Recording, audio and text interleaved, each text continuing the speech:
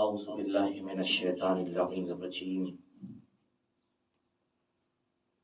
بسم اللہ الرحمن الرحیم الحمدللہ الذی ہدانا للتمسک بالثقلین وجعل لنا القرآن قرۃ عین رب المشرقین والمغربین والصلاۃ والسلام علی مولانا و مولا الثقلین صاحب قاب قوسین جد الحسن والحسین ابی القاسم محمد اللهم صل على محمد وعلى محمد وآلہ الاطیبین الاطہرین المعصومین اما بعد فقد قال اللہ تبارک و تعالی فی کتابہ المحکم وخطابہ المستحکم وقولہ الاحکم بسم اللہ الرحمن الرحیم ادعو الی سبیل ربک بالحکمت والموعظۃ الحسنۃ وجادلہم باللتی ہی احسن صلوات علی محمد وعلی اللهم صل على محمد وعلى محمد سامعین محترم، حاضرین مکرم، پروردگار عالم نے انسانیت کی ہدایت کے لیے 1.25 لاکھ پیغمبروں کا ایک سلسلہ جاری و ساری رکھا اور ان نبیوں کو ایسے ہی نہیں بھیج دیا بلکہ تبلیغ کا طریقہ بھی پروردگار نے بتایا۔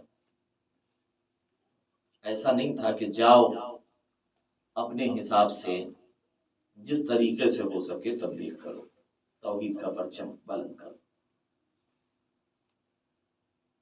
اور اس کی واضح مثال عیسائی کریمہ میں موجود ہے کہ جہاں پروردگار عالم اپنے رسول کو خطاب کر کے ارشاد فرما رہا ہے کہ میرے رسول اپنے رب کے راستے کی طرف بلاؤ، ادعو الی سبیل ربک بالحکمت۔ سب سے پہلا جو تمہارا قدم ہے وہ انٹیلیکٹ کے ذریعے، وزڈم کے ذریعے، عقل مندی کے ذریعے، دانشوری کے ذریعے، عقل و دانش کے ذریعے بلاؤ، بالحکمت والموعظۃ الحسنہ، اور بہترین نصیحتوں کے ذریعے بلاؤ۔ کل کی گفتگو میں نے عرض کیا تھا کہ پروردگار نے جتنے پیغمبروں کو بھیجا ان کے دائرے محدود تھے، ان کا علاقہ محدود تھا، ان کا وقت محدود تھا۔ ایسا نہیں تھا کہ وہ قیامت تک کے لیے پیغمبر بنا کے بھیجے گئے۔ کچھ وہ تھے کہ جو ایک قبیلے کے لیے پیغمبر بنا کے بھیجے گئے، کچھ وہ تھے جو اپنے خاندان کے لیے پیغمبر بنا کے بھیجے گئے، اور کچھ وہ تھے جو اپنے نفس کے لیے نبی بنا کے بھیجے گئے۔ یعنی ان کی تبلیغ کا دائرہ کسی اور تک نہیں تھا، انہیں صرف اور صرف اپنے آپ کو سنوارنا تھا، اپنے آپ کو سدھارنا تھا۔ اچھا، ایک اصول پروردگار عالم نے دیا، وہ اصول یہ تھا کہ جس بھی امت میں پیغمبر کو پروردگار نے بھیجا، نبی کو بھیجا، وہ اپنے تمام امتیوں میں، چاہے اس کا دائرہ جتنا بھی وسیع ہو یا کمتر ہو، جتنا بھی تنگ ہو یا وسیع ہو اس کا دائرہ، نبی تمام کمالات میں اپنے امتیوں سے سب سے بہتر تھا۔ بڑی توجہ کیجیے گا، یعنی جس زمانے میں بھی، جس دور میں بھی پروردگار نے نبیوں کو بھیجا، فرق نہیں پڑتا کہ ان کی امت کتنی بڑی تھی، ان کا زمانہ کون سا تھا، وہ ڈیولپ تھے کہ نہیں تھے، وہ کلچرڈ تھے کہ نہیں تھے، لیکن جتنے بھی امتی تھے ان تمام امتیوں میں پیغمبر ہر چیز میں، ہر فیلڈ میں سب سے بہتر۔ اس لیے کہ ایسا نہیں ہو سکتا کہ صاحب علم میں پیغمبر کم ہو، یا اس زمانے کے جو بھی حالات ہو اور جس فیلڈ میں پبلک ترقی کر چکی ہو اس میں رسول کو کچھ نہ آتا، ایسا نہیں ہو سکتا۔ بڑی توجہ کیجیے گا۔ تو اب جن کی امتیں محدود تھیں جن کا دور محدود تھا، بالکلیہ یاد رکھیے گا، طریقہ یہی رہا، اصول یہی رہا پروردگار کا کہ نبی جس دور میں بھی بھیجا گیا اپنے امتیوں میں سب سے بہتر نبی تھا۔ تو اب محمد کی امت قیامت تک ہے، بڑی توجہ کیجیے گا، رسول کی امت قیامت تک، رسول کا دائرہ محدود نہیں ہے۔ تو اب قیامت تک جتنی بھی جنریشن آئے گی، جتنے بھی لوگ پیدا ہوں گے اور جتنے بھی کمالات حاصل کریں گے، ان سب سے محمد کا بہتر ہونا واجب ہے۔ نہیں غور کر رہے ہیں آپ؟ ان سب میں محمد کا بہتر ہونا۔ تو اب مجھے کہنے دیجئے کہ میرے سرکار سے عظیم نہ کوئی عالم ہوگا، نہ قیامت تک کوئی دانشور ہوگا، نہ کوئی فلسفر ہوگا، نہ کوئی سائنٹسٹ ہوگا، نہ کوئی تھنکر ہوگا۔ ادب میں بھی محمد قیامت تک آنے والی نسلوں میں سب سے بڑے، اخلاق میں سب سے بڑے، کردار میں سب سے بڑے۔ دنیا کا کوئی بھی انسان قیامت تک پیدا ہونے والا محمد کا کسی بھی فیلڈ میں مقابلہ نہیں کر سکتا۔ نہ ادب میں مقابلہ کر سکتا ہے، نہ کردار میں مقابلہ کر سکتا ہے۔ اور تاریخ اٹھا کے دیکھیے، رسول کی سیرت، رسول کا کردار، رسول کا علم، وہ الگ سی بات ہے کہ 23 سالہ زندگی میں رسول کیا کیا پہنچاتے، 23 سالہ تبلیغ کی زندگی میں رسول کیا کیا پہنچاتے۔ اسی لیے محمد کی ایک زندگی کافی نہیں تھی، نہیں غور کر رہے ہیں آپ، محمد کی ایک زندگی کافی نہیں تھی، رسول نے اپنے بعد 12 محمد کھڑے کر دیے۔ اولنا محمد و آخرنا محمد و اوسطنا محمد و کلنا محمد۔ اب اگر محمد کی زندگی کو سمجھنا ہے، میرے رسول کی زندگی میں 23 سال، اب 23 سال میں جنگیں بھی ہیں، 23 سال میں صلح بھی ہے، 23 سال میں نمازوں کا سلسلہ بھی ہے، 23 سال میں روزے بھی پہنچانا ہے، 23 سال میں حج کا بیان بھی کرنا ہے، 23 سال میں زکوٰۃ کا بھی بیان کرنا ہے۔ وہ ساری چیزیں رسول کو 23 سال میں پہنچانا ہے۔ لیکن اب ظاہر سی بات ہے کہ 23 سال کا عرصہ بہت چھوٹا عرصہ ہے، بڑی توجہ کیجیے گا۔ اب رسول کے کردار کو سمجھنے کے لیے 23 سال کا عرصہ بہت چھوٹا عرصہ ہے، لہٰذا رسول نے اپنی زندگی کو محدود نہیں کیا کہ یہ نہ سمجھنا کہ محمد چلا گیا، محمد کے بعد دوسرا محمد، اس محمد کے بعد دوسرا محمد، ایک پورا سلسلہ۔ اب جو یہ 12 امام ہے نا، بڑی توجہ کیجیے گا، یہ 12 امام ہے، یہ رسول کی زندگی کے ایک ایک باب ہیں۔ اگر کسی کو رسول کی الوہیت میں شک ہو تو علی کے کمال کو دیکھے، اگر بہادری میں شک ہو تو علی کو دیکھے، اگر کسی کو رسول کی صلح نہ سمجھ میں آتی ہو تو حسن کی صلح کو دیکھے، اگر کسی کو رسول کی شہادت نہ سمجھ میں آتی ہو تو حسین کی شہادت سمجھے، اگر کسی کو رسول کی عبادت نہ سمجھ میں آئی ہو تو زین العابدین کے سجدے دیکھے۔ بڑی توجہ کیجیے گا۔ تو لہٰذا قیامت تک آنے والی جنریشن میں کوئی محمد سے بہتر نہیں ہو سکتا، نہ ان سے بڑا کوئی فلسفر ہو سکتا ہے، نہ ان سے بڑا کوئی دانشور ہو سکتا ہے، نہ ان سے بڑا کوئی سائنٹسٹ ہو سکتا ہے، نہ ان سے بڑا کوئی فلانتھروپسٹ ہو سکتا ہے۔ دنیا میں جتنے بھی کمالات اور جتنی بھی فیلڈ انسان ابھی ڈسکور کرے گا، جتنی بھی فیکلٹی آف نالج ابھی کھلیں گی، ضروری نہیں ہے بھئی آہستہ آہستہ آپ 100 سال پہلے چلے جائیے، آج فیکلٹی آف نالج بڑھتی چلی جا رہی ہے، باب کھلتے چلے جا رہے ہیں۔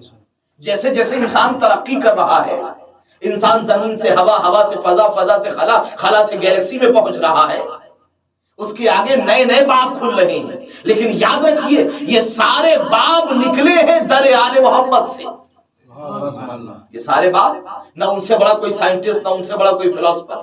تو اب رسول اگر اپنا تعارف کراتے، اچھا ایک بات ذرا باریک سی آپ سمجھنے کی کوشش کیجئے، ہمارے یہاں اردو میں بڑے بڑے شاعر اور آپ کلام بھی پڑھتے رہتے ہیں، میر انیس، مرزا دبیر، غالب، مرزا غالب، یہ بڑے بڑے شعراء تھے، آج جن کے ایک ایک شعر پر تحقیق ہو رہی ہے، ایک ایک شعر پر پی ایچ ڈی کی جا رہی ہے، ریسرچ کی جا رہی ہے، تحقیق ہو رہی ہے، باقاعدہ تھیسس لکھی جا رہی ہے ایک شعر پر۔ میر انیس کا مقام آپ آسان نہیں ہے، آپ تصور کریں، یعنی انسان کے جذبات و احساسات کس طریقے سے میر انیس نے محسوس کیے تھے، کربلا کو کس طریقے سے میر انیس نے دیکھا تھا، شاید ہزاروں صفحے لکھنے کے لیے کم پڑ جائیں جو میر انیس کے مرثیے کا ایک شعر بیان کر دیتا ہے۔ آپ تصور کریں، غور کریں، میر انیس اور مرزا دبیر، مرزا غالب، یہ بڑے بڑے شعراء تھے جن کے ایک ایک شعر پر ریسرچ کی جا رہی ہے کہ کیا کہنا چاہ رہے تھے۔ 200 300 400 صفحے لکھے جاتے ہیں، باقاعدہ پی ایچ ڈی ہو رہی ہے، ڈاکٹریٹ کر رہے ہیں لوگ.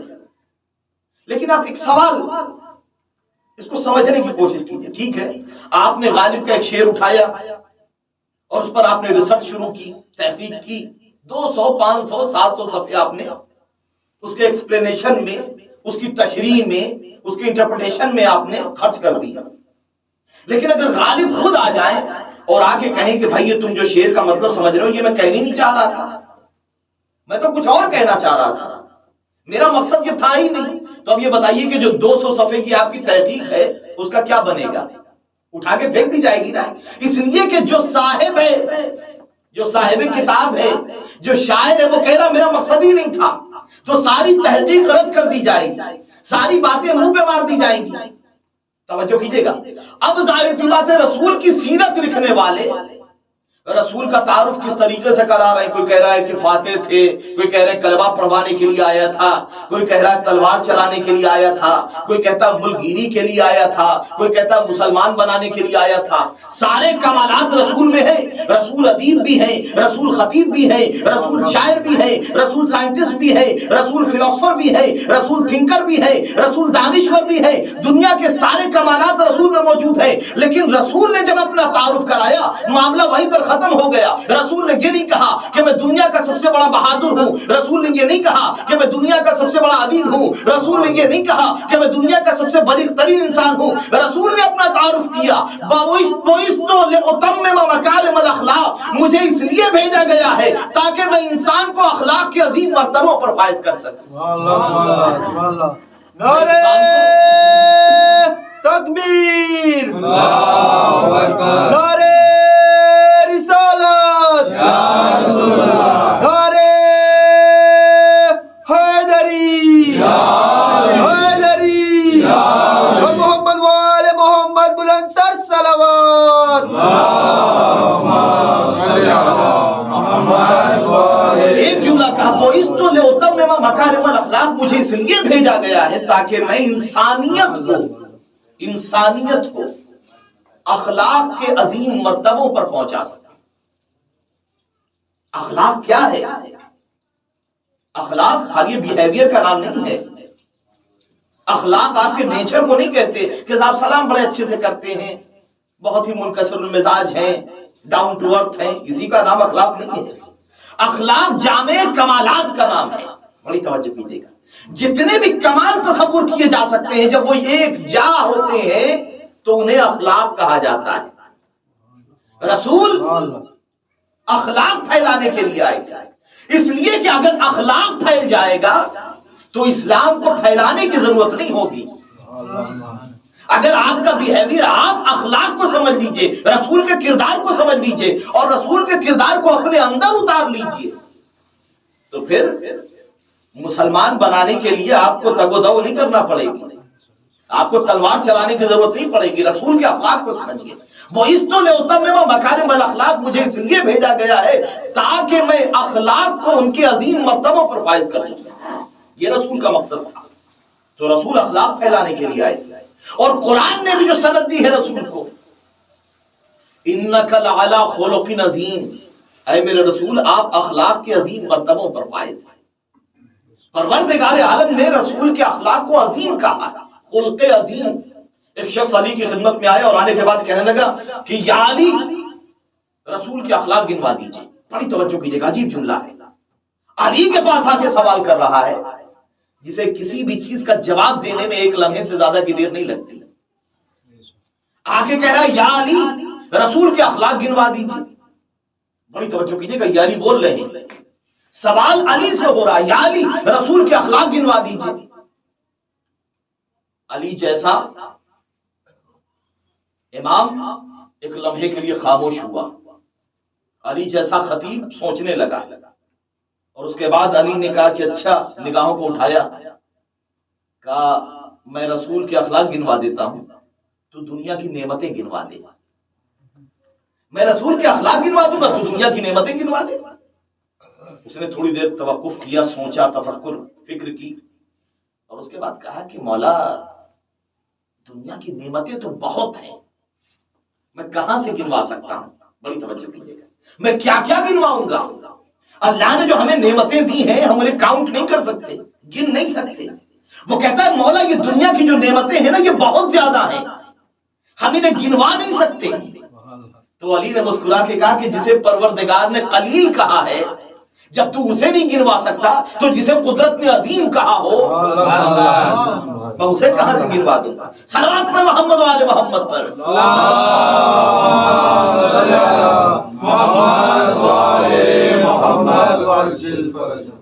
آسان نہیں ہے رسول کے اخلاق کو سمجھنا، رسول کے کردار کو سمجھنا۔ آپ یہ دیکھیے رسول کس شخصیت کا نام ہے، کس معجزاتی پریکٹیکل معجزہ بتاؤں آپ کو ذات رسالت کا۔ عرب کچھ اس طریقے سے اپنی غیرت و حمیت میں بٹے ہوئے تھے کہ آج کے فلاسفر، آج کے تھنکر، آج کے مستشرقین، چاہے وہ یورپین رائٹرز ہوں چاہے وہ ہندوستانی رائٹر ہوں، وہ لکھتے ہیں سیرت کی کتابوں میں لکھنے والے، اور باقاعدہ یہ چیز پروو ہو چکی ہے کہ دنیا کی ہر چیزیں بدلی جا سکتی ہیں مگر رسم و رواج نہیں بدلا جا سکتا۔ ہر چیز بدلی جا سکتی ہے مگر رسم و رواج نہیں۔ آپ اپنا لائف سٹائل چینج کر سکتے ہیں، اپنی نیشنلٹی چینج کر سکتے ہیں، اپنی زبان چینج کر سکتے ہیں، سب کچھ چینج کر سکتے ہیں، اپنا مزاج چینج کر سکتے ہیں، مگر جو رسم و رواج ہے نا وہ بدلے نہیں جا سکتے۔ اور یورپین رائٹر لکھتے ہیں کہ عرب کچھ اس طریقے سے رسم و رواجوں میں جکڑا ہوا تھا کہ اسے ایک پلیٹ فارم پہ جمع کرنا آسان نہیں تھا۔ عربوں کا کلچر، عربوں کی ثقافت، عربوں کی تہذیب، عربوں کا سیولائزیشن کچھ اس طریقے سے بٹا تھا، اتنا ڈیوائیڈڈ تھا، اتنا جکڑا ہوا تھا کہ اسے ایک پلیٹ فارم پہ جمع کرنا امپاسبل تھا، ناممکن تھا کہ انہیں ایک پلیٹ فارم پہ جمع کیا جائے۔ اس کو سمجھنے کے لیے ذرا سا اس کا جغرافیہ سمجھیے۔ عرب کا عربیہ اس زمانے کا جو عربین پینسولا تھا وہ 3 حصوں میں ڈیوائیڈڈ تھا۔ ایک حصہ یمن کا تھا جو آج ایک الگ کنٹری ہے، ایک حصہ حجاز کا تھا جو سعودی عربیہ ہے، اور سعودی عربیہ میں ایک جگہ ہے ربع الخلی۔ ربع الخلی ریگستان ہے جہاں پر سیولائز لوگ نہیں، بدو عرب، جنگلی عرب رہا کرتے ہیں، وہ رہنے کے قابل نہیں ہے، ہیبیٹیبل نہیں ہے، مگر یہ 3 علاقے عرب کے دائرے میں آتے تھے۔ بڑی توجہ۔ تو پہلے عربوں کا تعصب تو وہ اپنے آپ کو عرب سمجھتے تھے، وہ کہتے تھے بولنا ہم جانتے ہیں، گفتگو کا سلیقہ ہمیں آتا ہے، باتیں کرنا ہم جانتے ہیں، زبان ہمارے پاس ہے، اور دوسرے جتنے ہیں وہ عجم ہیں۔ آج بھی عربوں کے علاوہ دوسروں کو عجم کہا جاتا ہے۔ عجم کا مطلب آپ جانتے ہیں گونگا۔ وہ یہ کہتے ہیں بولنا نہیں آتا کسی کو، زبان ہمارے پاس ہے، شاعری ہمارے پاس ہے، اور فن خطابت ہمارے پاس ہے، ادب ہمارے پاس ہے، اور حقیقت ہے عربی زبان اگر آپ اس پر تحقیق کریں زمانہ گزر جائے گا۔ آج بھی جو 20 سال سے 25 سال سے ہمارے احباب اور دوست عراق کے علاقوں میں رہ رہے ہیں، ابھی بھی ہم پوچھتے ہیں کہ کیا پوری عربی آ گئی؟ وہ کہتے ہیں کہ کیا مزہ سمجھ رکھا ہے۔ آپ تصور کریں کہ کتنی وسیع زبان ہے، کتنی وسیع زبان ہے عربی، یعنی ایک ایک چیز کے 70 80 نام ہوتے ہیں، اور ان کی سچویشن بدلتی ہے تو نام بدل جاتے ہیں۔ بڑی توجہ کیجیے، آسان نہیں ہے۔ اب وہ ان زبانوں کے ماہر تھے، ادب میں ان کا کمال تھا، تو وہ اپنے آپ کو عرب کہتے تھے کہ بولنا ہم جانتے ہیں، باقی سب گونگے، یہ کیا جانے شاعری کیا ہوتی ہے، یہ کیا جانے کہ ادب کیا ہوتا ہے، یہ کیا جانے کہ نثر کیا ہوتی ہے، یہ کیا جانے کہ نظم کیا ہوتا ہے۔ اور وہ آپ نے سنا ہوگا کہ معلقات سبا 7 اشعار 7 قصیدے خانہ کعبہ کی دیوار پہ آویزاں کیے گئے تھے۔ جو بڑا شاہکار اور ماسٹر پیس ہوتا تھا اسے خانہ کعبہ کے اس زمانے کے بڑے بڑے شعراء کے کلام جو ہوتے تھے شاعری کے، وہ خانہ کعبہ کی دیوار پر آویزاں کیے جاتے تھے، لٹکا دیے جاتے تھے۔ 7 ایسے اشعار تھے جن کا جواب دنیائے عرب میں ناممکن تھا۔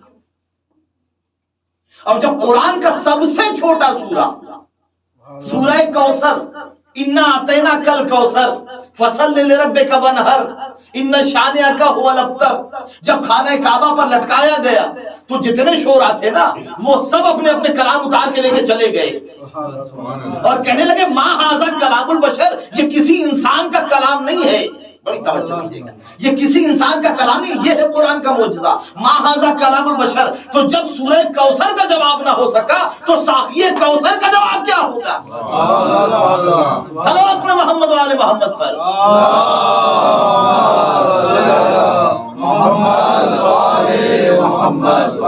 تو وہ زبانوں کی سرحدوں میں بندھے ہوئے تھے، انہیں بڑا فخر تھا، بڑا غرور تھا، بڑا گھمنڈ تھا کہ صاحب ہم بولنا جانتے ہیں، گفتگو ہمیں آتی ہے، شاعری ہمارے پاس ہے، سب گونگے ہیں۔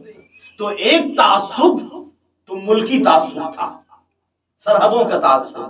اس کے بعد اگر آپ غور سے دیکھیں تو یمن والے حجاز والوں کو پسند نہیں کرتے تھے، حجاز والے یمن والوں کو پسند نہیں کرتے تھے۔ پھر ان علاقوں میں قبیلے ہوتے تھے، قبیلوں کے سردار ہوتے تھے، ایک قبیلہ دوسرے کو نہیں پسند کرتا، دوسرا قبیلہ اس کو نہیں پسند کرتا تھا، وہ کہتا تھا صاحب ہم افضل ہیں، ہمارا خاندان اور ہے، ان کا خاندان کچھ نہیں ہے۔ تو قبیلوں میں بٹے ہوئے تھے۔ اس کے بعد ان قبیلوں میں بھی خاندان ہوا کرتے تھے، ایک خاندان دوسرا خاندان، وہ اپنے خاندان کا فضائل بیان کر رہا ہے، یہ اپنے خاندان کے فضائل بیان کر رہے ہیں۔ خاندانوں میں جھگڑا، بڑی توجہ کیجیے گا، زبانوں کا جھگڑا، خاندانوں کا جھگڑا، پراپرٹی کا جھگڑا، کلچر کا جھگڑا، بڑی توجہ کیجیے گا۔ یہ اتنے بیریئرز لگا رکھے تھے کہ انہیں ایک پلیٹ فارم پر جمع کرنا آسان نہیں تھا۔ وہ عرب و عجم کے جھگڑے میں پھنسے ہوئے تھے، وہ زبانوں کے جھگڑے میں پھنسے ہوئے تھے، وہ علاقائی تعصب میں پھنسے ہوئے تھے، وہ خاندانوں کے جھگڑوں میں پھنسے ہوئے تھے۔ رسول نے عجیب جملہ کہا، بڑی توجہ کیجیے گا، انہوں نے رشتہ زبانوں کی بنیاد پہ بنایا تھا، انہوں نے رشتہ سرحدوں کی بنیاد پہ بنایا تھا، انہوں نے رشتہ قبیلوں کی بنیاد پہ بنایا تھا، انہوں نے رشتہ خاندانوں کی بنیاد پہ بنایا تھا، لیکن رسول نے کہا کہ رشتہ زبانوں کی بنیاد پہ نہیں بنے گا، رشتہ سرحدوں کی بنیاد پہ نہیں بنے گا، رشتہ قبیلوں کی بنیاد پہ نہیں بنے گا، رشتہ خاندانوں کی بنیاد پہ نہیں بنے گا، رشتے کی بنیاد ہوگی لا الہ الا اللہ محمد رسول اللہ۔ رشتوں کی بنیاد، بھئی نفرتیں خود بخود پیدا ہو جاتی ہیں، ہماری زبان اور ہے ان کی زبان اور ہے، نفرت پیدا ہو جاتی ہے، ہم گورے ہیں وہ کالے ہیں، نفرت پیدا ہو جاتی ہے، ہم بہت سیویلائزڈ ہیں، ہم بہت ڈیولپڈ ہیں، ہم بہت ہائیلی ایجوکیٹڈ ہیں، جو ذرا سا کمزور ہے ان سے نفرت پیدا ہو جاتی ہے۔ رسول نے کہا نہیں، رشتہ لا الہ الا اللہ محمد الرسول اللہ کی بنیاد پہ قائم ہوگا، رنگ و نسل کی بنیاد پر رشتہ قائم نہیں ہوگا، بڑی توجہ کیجیے گا، رنگ و نسل کی بنیاد پر رشتہ قائم نہیں ہوگا، زبانوں کی بنیاد پر رشتہ قائم نہیں ہوگا، سرحدوں کی بنیاد پر رشتہ قائم نہیں ہوگا، دنیا کے اس کونے سے لے کے اس کونے تک جتنے بھی کلمہ گو ہیں وہ سب تمہارے بھائی ہیں، انما المؤمنون اخوہ، ایک رشتہ اخوت میں باندھ کے رکھ دیا، نہ رنگوں کا فرق، نہ نسلوں کا فرق، نہ علاقوں کا فرق، نہ زبانوں کا فرق، لا الہ الا اللہ، اور سب کو مرکزیت دی۔ بڑی توجہ کیجیے گا، بھئی دیکھیں کس طریقے سے یونائٹ کیا ہے، ایک عبادت ایسی رکھی، بڑی توجہ کیجیے گا، بھئی دیکھیں کس طریقے سے یونٹی کا سسٹم بنایا اسلام نے۔ نماز جماعت میں جاؤ، محلے کے جتنے لوگ ہیں کم سے کم ان سے تمہارے روابط رہیں، اس کے بعد ہفتے میں ایک دن کم سے کم 5.5 کلومیٹر کے لیول پر جتنے مومنین ہیں ان سے تمہارا رابطہ رشتہ رہنا چاہیے، کم سے کم ہر ہفتے تمہارا رشتہ، تمہارا کنیکشن جڑا رہنا چاہیے۔ اور اس کے بعد زندگی میں ایک مرتبہ تمہارے جتنے برادر ایمانی ہیں کائنات میں، زندگی میں ایک مرتبہ آؤ، دنیا کے ہر ملک، ہر رنگ، ہر نسل، ہر زبان کے لوگوں سے ملاقات کرو اور پہچانو کہ یہ سب تمہارے بھائی ہیں۔ بڑی توجہ، رشتہ زبانوں کی بنیاد پر نہیں، رشتہ رنگ و نسل کی بنیاد پر نہیں۔ اور اچھا، آج پوری دنیا میں یہ اعلان کیا جاتا ہے کہ صاحب ہم نے رنگ و نسل کے امتیاز کو، ریشیلزم کو ختم کر دیا ہے، ہم نے ریشیلزم کو ختم کر دیا، رنگ و نسل کا امتیاز ختم ہو گیا ہے، ہم نے سب مٹا دیا ہے، ہمارے گورے کالے کا فرق نہیں ہے، سب کچھ نہیں ہے۔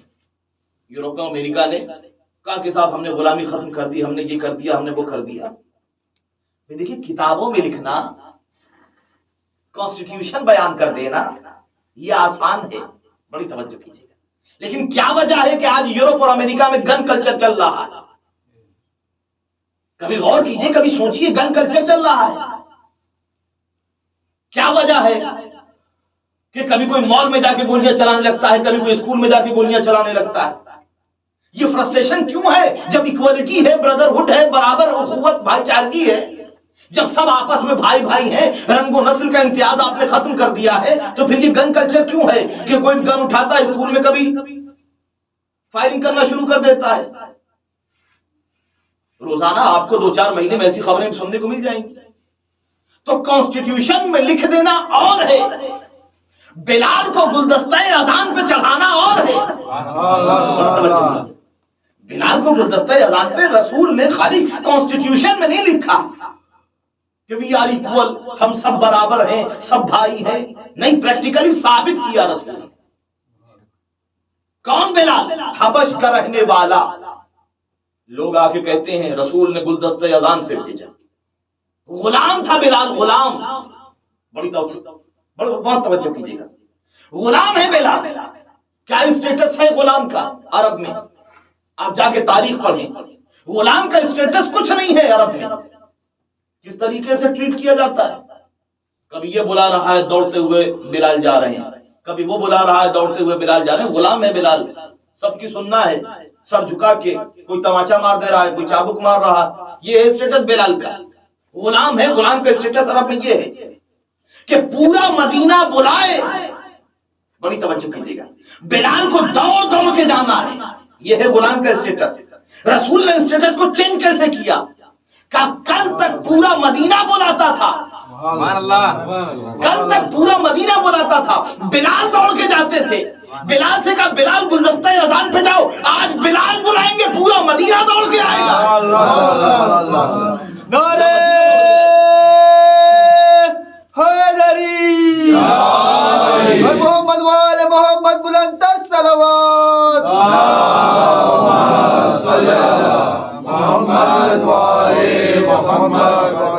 اس طریقے سے بلال کے اسٹیٹس کو چینج کیا۔ کہا صرف لکھنے سے کام نہیں چلے گا کہ ہم ایکوالٹی چاہتے ہیں، ہم بردرہڈ چاہتے ہیں، اور سب ہمارے every human are equal,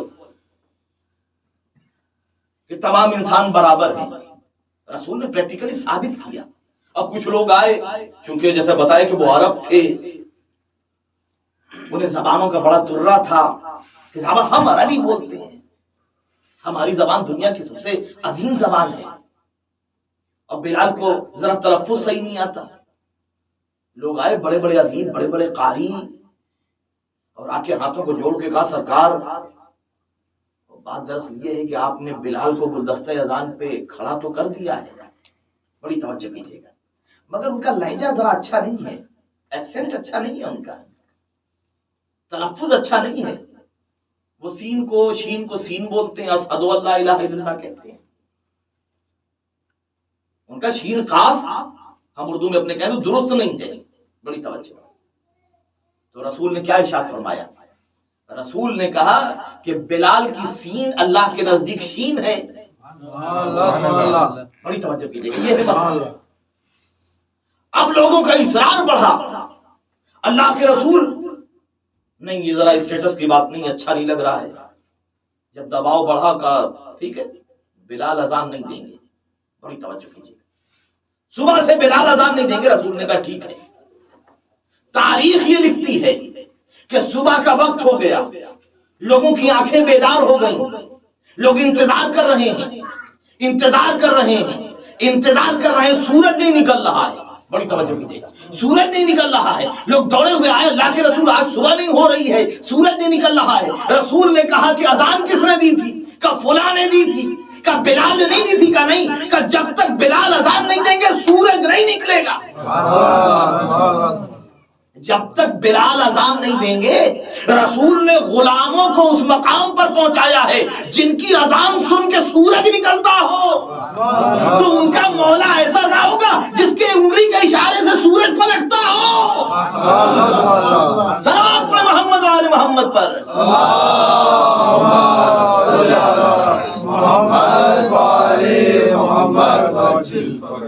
status کو کس طریقے سے چینج کیا ہے آپ یہ دیکھیے۔ آسان نہیں ہے دلوں پہ حکومت کرنا، سروں پہ حکومت کرنا آسان نہیں۔ قانون کے ذریعے لوگوں کو دبایا جا سکتا ہے، मगर दिलों पे हुकूमत नहीं हो सकती।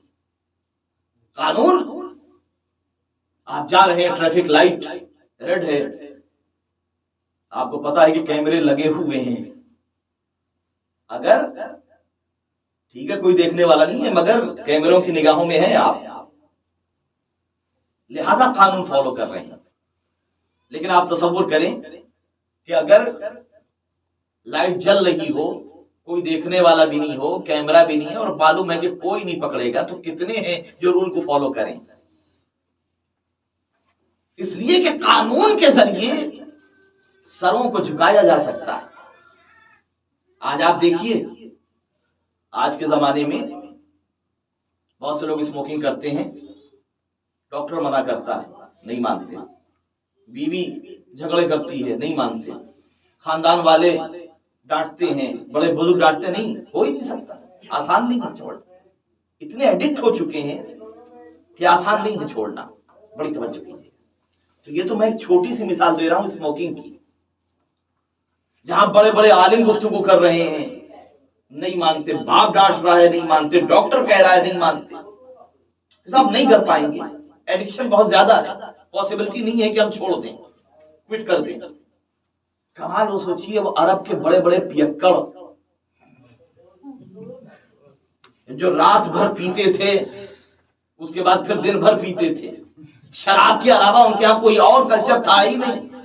रसूल ने एक मर्तबा कह दिया हराम है, बड़ी तवज्जो कीजिएगा, हराम है। अब सोचिए उसके लफ्जों में क्या जाज़िबियत थी कि शराब के घड़े नालियों में बहते हुए नजर आए, शराब के घड़े नालियों में बहते नजर आए।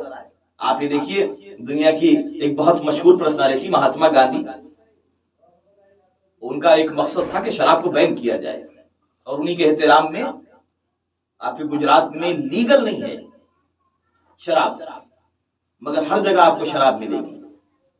इतनी बड़ी शख्सियत कि जिसने हिंदुस्तान को बड़ा असर छोड़ा अपना हिंदुस्तान पर। लेकिन आज हिंदुस्तान में ये दौर आ गया है कि गांधी पर भी इल्जाम लगाया जा रहा है।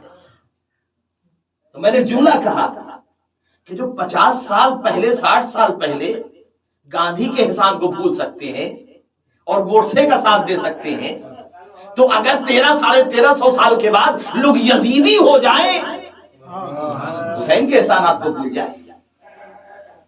तो रसूल ने किरदार के जरिए, रसूल का अखलाक वो कौन सी शय थी, कभी सोचिए वो कौन सी शय थी कि आज हम अपने मामूली से एडिक्शन को नहीं छोड़ पाते, सिर्फ इस वजह से कि साहब बहुत ही ज्यादा आदत हो गई है, हम नहीं कर सकते, मर जाएं। एक साहब तो इतने जरी थे कि डॉक्टर से पूछने लगे, अच्छा बताइए अगर मैं सिगरेट पीता रहूंगा तो कितने साल जिंदगी है? मैंने कहा 4 से 5 साल आपकी जिंदगी, 70-75 के हो चुके थे। और कहने लगे अगर पीऊंगा, छोड़ दूंगा तो कितने साल जीऊंगा?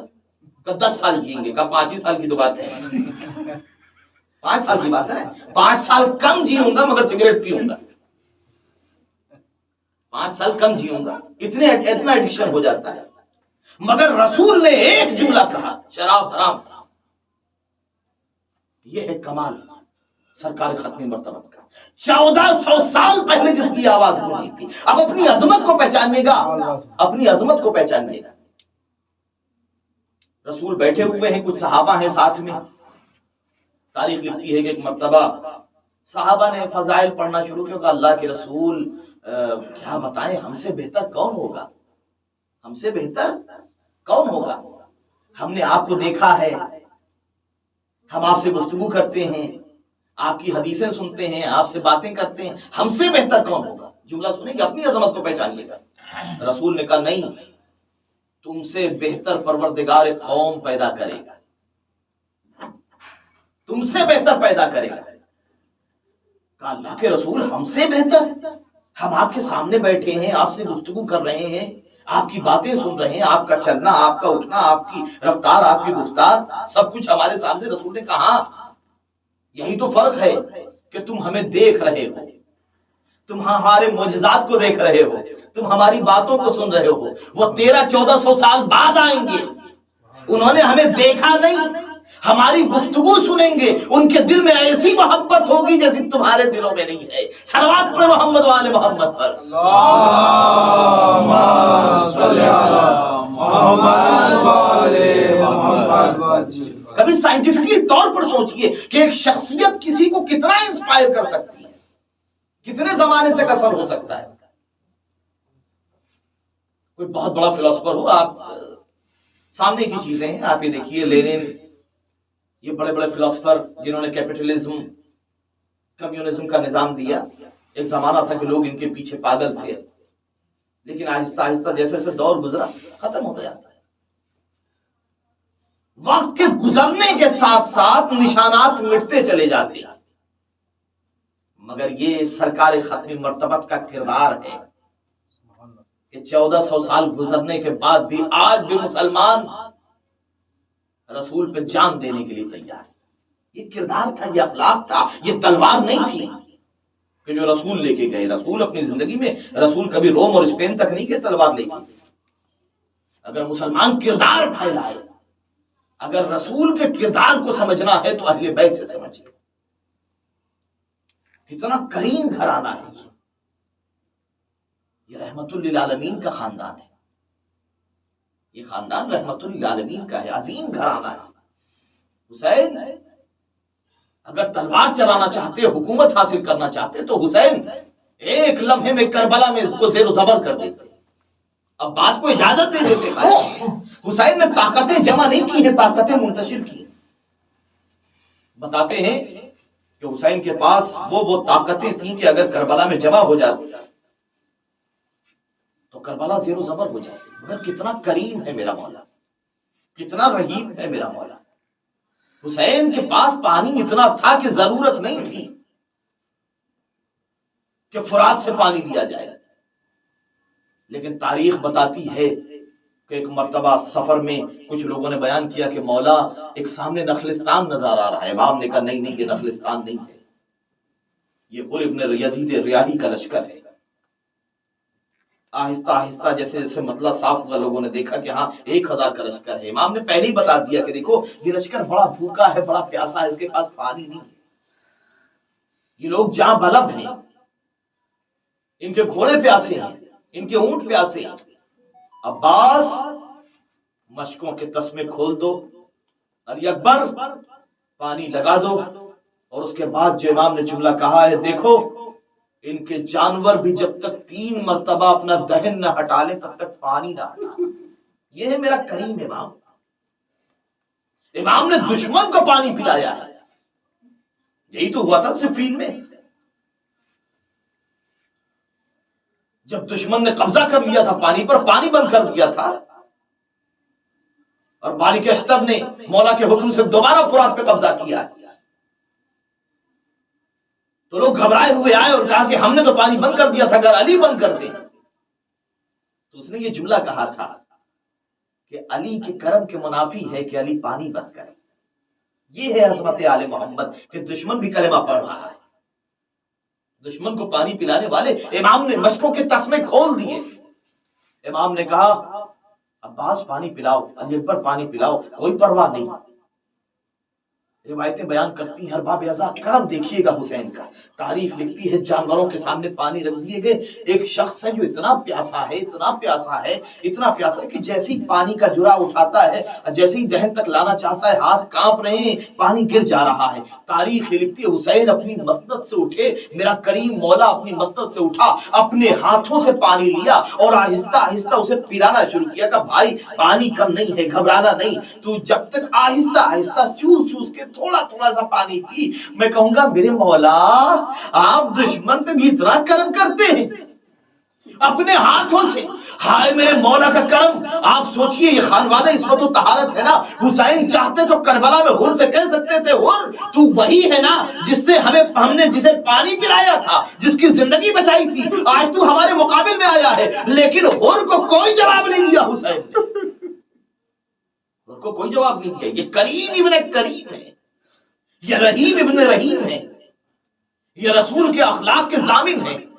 ارباب ازا یہی وجہ ہے کہ جب شب عاشور لطش کی صدائیں بلند ہو رہی تھی نا, تو 1000 لشکر का जो सिपह सालार था वो सब सुन रहे थे, मगर बेचैन हुर हो रहा था, बेचैन हुर हो रहा था, मुशबहिल है, परेशान है, घबराया हुआ है। एक मर्तबा गुलाम सोचने लगा कि क्या बात है, पता नहीं आका क्यों परेशान है। पानी लेके आया, और ने कभी पानी को देखा, कभी गुलाम को देखा, पानी उठा के जमीन पर फेंक दिया। दौड़ा हुआ गुलाम गया, भाई को बुला के लाया, बेटे को बुला के लाया। भाई ने कहा कि भाई बात क्या है। एक मर्तबा हुर ने हाथ पकड़ा और पकड़ के हुसैन के खैमों के पीछे ले गया और कहा, ये छोटे छोटे बच्चों की आवाजें सुन रहे हो ना, अलतश अलतश, ये वही बच्चे हैं जिन्होंने अपने हाथों से हमें पानी पिलाया था। ये उन्हीं के बच्चे हैं जिन्होंने हमें पानी पिलाया था, वरना हम मर गए होते, मिट गए होते। कहा बाबा फिर क्या सोच रहे हैं? कहा मैं तो हुसैन का खताकार, मैंने तय कर लिया है कि मैं जाऊंगा। बेटे ने कहा मैं भी जाऊंगा, भाई ने कहा मैं भी जाऊंगा, गुलाम ने कहा मैं भी जाऊंगा। अब जरा सोचिएगा ये कितने करीम है, जमीर को जगाने पे आ जाए तो गुलाम भी जाग जाए, बेटा भी जाग जाए। तारीख लिखती है दूसरे दिन जब हुर चला है तो एक मर्तबा निगाहें झुकी हुई हैं, कहता मेरे लाल मैं हुसैन से निगाहें नहीं मिला पाऊंगा, मेरी आंखों पे पट्टी बांध दो। आंखों पे पट्टी बांधी गई, आहिस्ता आहिस्ता हुर चलने लगा। फिर कहने लगा मैं बड़ा खताकार हूँ, मैं हुसैन की खिदमत में कैसे जाऊंगा कि मैं घुटनियों चलता हूँ, हुसैन के जाके कदमों को पकड़ लूंगा। और बाबे साहब तारीख लिखती है, एक तरफ गुलाम है, एक तरफ भाई है, पीछे बेटा है। और हुर ने कहा मेरे लाल कहीं ऐसा ना हो कि हुसैन रिजेक्ट कर दे, हुसैन इनकार कर दे। देखो जैसे जैसे माहौल हो ना, जो हुसैन के खैमे का मंजर हो मुझे बताते जाना। तारीख लिखती है इधर से हुर चला, उधर से मेरे करीम मौला ने कहा अब्बास आगे बढ़ो, अब्बास आगे बढ़ो, हुर आ रहा है। तारीख लिखती हुर का बेटा कहता अल्लाहु अकबर। हुर ने कहा मेरे लाल क्या हुआ? कहा साकी कौसर के बेटे अब्बास आ रहे हैं। तारीख लिखती है कि मर्तबा बेटे ने फिर कहा अल्लाहु अकबर, अल्लाहु अकबर। हुर कहता है मेरे लाल अब क्या हुआ? कहा हम शबीह पैगंबर अली अकबर आ रहे हैं। एक मर्तबा थोड़ी दूर और बढ़ा था। तारीख लिखती है मर्तबा हुर का बेटा परेशान हो गया और कहने लगा अल्लाहु अकबर अलाज़मतुल्लाह। हुर ने पूछा अब क्या हुआ? कहा बाबा बनफ्से नफीस हुसैन खुद तशरीफ ला रहे हैं। तारीख लिखती है हुर ने हुसैन के कदमों को पकड़ लिया। हल्ली तौबा इब्न रसूलिल्लाह, ऐ रसूल के नवासे क्या मेरी तौबा कबूल हो सकती है? हाय मेरे करीम मौला ने एक मर्तबा हुर को पकड़ा, सीने से लगाया, कहा हुर तेरी जगह कदमों में नहीं है, तेरी जगह मेरे दिल में है। जज़ाकल्लाह, खुदा आपको किसी गम में न रुलाए सिवाय मज़लूम करबला के। कहा हुर तेरी जगह कदमों में नहीं है, तेरी जगह मेरे दिल में है। ये है हमारा करीम मौला। और जुमला सुनेंगे, इमाम ने कहा हुर माफ हमें कर देना। हुर तू क्यों माफी मांग रहा है? मैंने भी माफ किया, मेरे खुदा ने भी माफ किया। हुर माफी न मांग, शर्मिंदा तो हम हैं कि ऐसे आलम में मेहमान हुआ है कि एक जुरे आप भी पेश नहीं कर सकते। और भाभीसा एक मर्तबा हुर को कलेजे से लगाया, हुर को कलेजे से लगाया। हुर कहता है मौला आपने माफ कर दिया? कहा मेरे खुदा ने भी माफ कर दिया, मैंने भी माफ कर दिया, मेरे खुदा ने भी माफ कर दिया। लेकिन हुर सर को झुकाए हुआ है। हुसैन ने कहा हुर क्या बात है, सर क्यों झुका हुआ है? कहा मौला कल जब मैंने आपके लजामे फरस पे हाथ डाला था ना, खैमे से एक बीबी के रोने की आवाज आई थी, खैमे से एक बीबी के रोने की आवाज आई थी। मौला जब तक वो बीवी मुझे माफ नहीं करेगी, ज़ैना की बेटी माफ नहीं करेगी। एक मर्तबा ज़ैनब की आवाज आई हुर अली की बेटी ने तुझे माफ कर दिया। और बाबेसा आया और आने के बाद हाथों को जोड़ के कहता है मौला मौला बहुत सितम किए हैं, बहुत जुल्म किए हैं, मैं चाहता हूं कि सबसे पहले अपने बेटे को भेजूं। और बाबेसा दिल पे हाथ रख के सुनिएगा, वो कहता है मैं अपने बेटे को भेजूं ताकि मैं चाहता हूं मेरा बेटा खून में गलता हो, अपने जवान बेटे को एड़ियां रगड़ता हुआ देखूं ताकि मेरा गुनाह कुछ कम हो जाए, मेरे सितम कुछ जफा, मेरी शर्मिंदगी कुछ कम हो जाए। तारीख लिखती है हुसैन ने इजाजत दी, बेटा आया, लड़ता रहा, लड़ते लड़ते गिरा, आवाज दी बाबा मेरा आखिरी सलाम। तारीख लिखती है हुर उठना चाहता था, हुसैन खड़े हो गए, हुर दीवाना हो गया है। अरे कहीं बूढ़ा बाप जवान बेटे के लाशे पे जाता है, हुर को रोक दिया, हुर के बेटे के लाशे पे पहुंचे। मैं कहूंगा मौला अरे हुर के जवान बेटे के लाशे पे हुर को नहीं जाने दिया कि बूढ़ा बाप जवान बेटे के लाशे पे नहीं जाता। आए जबल अकबर आवाज देंगे बाबा मेरा आखिरी सलाम। किस तरीके से उठते पड़ते गिरते हुए हुसैन पहुंचे।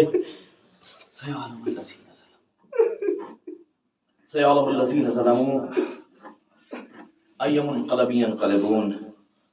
ألا لعنة الله.